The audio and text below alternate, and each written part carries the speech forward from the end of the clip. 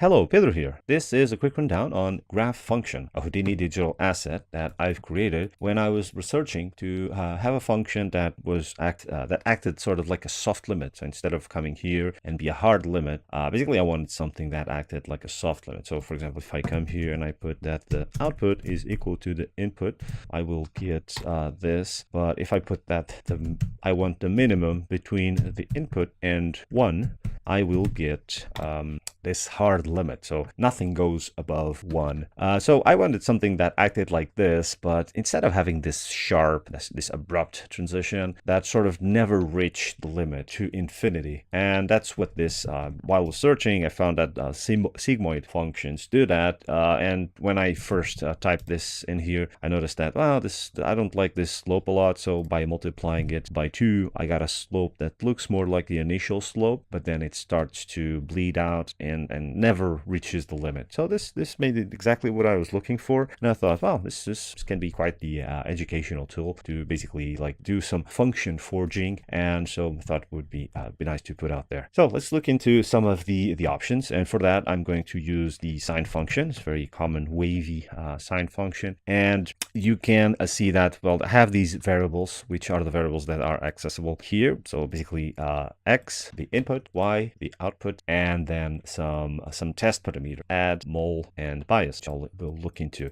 But first off, the first set of options are about curve itself. So this is very basic asset. This is just a line swap, and you can see here it's just some points. And here I can decide a couple of things. So with the first set, I can decide where the sampling begins and ends. So if I put minus 100 to 100, I get the function to be sampled on that range. And the next set is about how many points does the curve have. And so, for example, if I put here 100 in resolution, means that for each unit on the x-axis, the curve will have 100 points. And I can also change this to absolute and say that instead of being resolution based, I want an absolute value.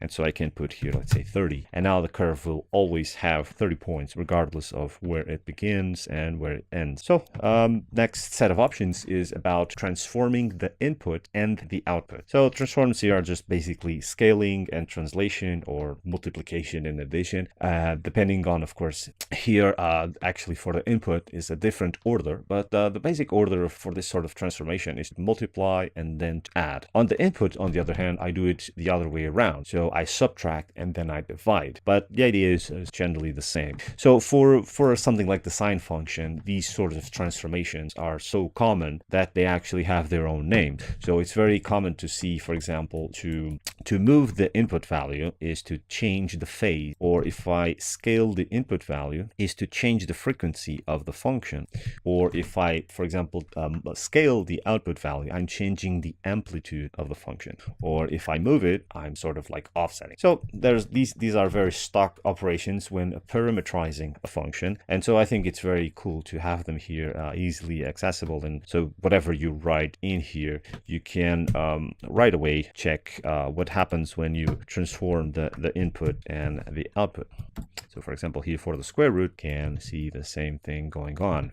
Now, if I reset this to the default, you can see an example where I have the square root and the sine being used, and then these test parameters. So these test parameters are basically quick parameters that can be accessed to further parameterize the function. And so this is supposed to be an additive parameter, something that you use to add. And so the base is 0, while this one, the identity is 1. It's supposed to be a multiplicative parameter. And then we have bias, which is something that is supposed to be neutral in the middle, but do something if I put it to 0 and do something else if I put it 1. So very basic stuff, just in case you want to put those in there. So in this case, I have the square root of the sine of x times mole plus add. And so you can see that these do change the outcome of the function. So if I add, it does this. If I multiply, it does that. And this is going to be different than the pre and post transforms. So you can see that in this example, all of these 6 parameters do different things. Now let's look into the bias. And for the bias, have here this unit space range that goes from from 0 to 1, it gets this blue square. And so, for example, for me, it's sometimes also common. Let's say if I have something that has to deal with the u of a curve, the u coordinate, which usually it's normalized between 0 and 1. Let's say that I want to have sort of like a sweep or a wipe through the uv of a curve. So I could have something like this. Let me increase here the size of this, and I could have something like this, that you see that all the values are at 0. But then as I increase this add, all the values transition to 1. So basically there's a sweep here that goes from 0 to 1 across all these samples. But I could, this add parameter is a bit unbound, and I can have a lot of things going on in there. Maybe I would like to have a parameter that is a bit more bound. And so let's say that I have something like the bias, and I have it at 0.5, and let's say that I put, instead of add here, I use the lerp, and I put -1 to 1, and then I put the bias. So it looks like before, but now if I push this to 0, you can see that it finishes the transition where all the points, all the values are at 0. But if I push this to the limit 1, all the values are at 1. So it's a very nice way to sort of parameterize this sort of things, where you have sort of a bias, where you have something to happen if you go to the left and something happen if you go to the right. Now let's look into another example with the bias. So I have here gamma, and you can see that I can have the same sort of thing going on with the bias here. The thing is, for something like the power function, which is what's actually building up this curve. So if I come here and do, let's say, y equals 2 power of x, and I can put here the mole, and this is gonna look this. So if I change this mole, you can see that this is basically what usually the gamma function is. But you can see that the range of values that control this function as I go above 1. So it seems that it never reaches this corner. I need to go into very high values to get there. But on the other hand, if I want to reach that other corner, this corner here, as I move this close to 0, it like quickly gets there. So this is not for example, for a user. Let's say that you're using something like the power function, where you want to sort of have this transition between one state and the other. Having something that goes from 1 to 0 and 1 to infinity is not very practical.